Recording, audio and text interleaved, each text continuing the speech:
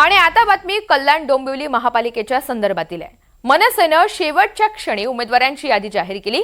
या यादीमध्ये भाजप शिवसेनेच्या माजी नगरसेवक पदाधिकारी आणि इच्छुकांना एबी फॉर्म दिलेत। या यादीमध्ये सगळ्यात महत्त्वाचं नाव म्हणजे भाजपचे माजी दिग्गज नगरसेवक शैलेश धात्रक आणि दिग्गज माजी नगरसेविका मनीषा धात्रक।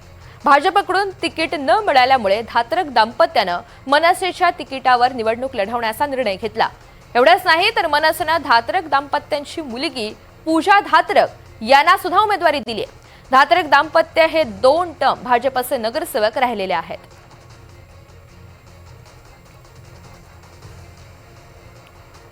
केडीएमसी पॅनल क्रमांक 26 क मधून आसावरी केदार नवरे या बिनविरोध निवड झालेल्या आहेत। भाजप उमेदवार आसावरी नवरे यांच्या विरोधात एकही उमेदवारी अर्ज न आल्यामुळे त्यांची बिनविरोध निवड झाली। भाजप उमेदवार आसावरी नवरे यांनी खुल्या प्रवर्गामधून आपला उमेदवारी अर्ज दाखल केलेला होता, तर दुसरीकडे पॅनल क्रमांक 18 अ मधून रेखा चौधरी आणि 26 क मधून आसावरी नवरे या दोघे सुद्धा बिनविरोध निवडून आलेले आहेत। मतदानाआधीच आता भाजपचे 2 उमेदवार हे निवडून आलेत।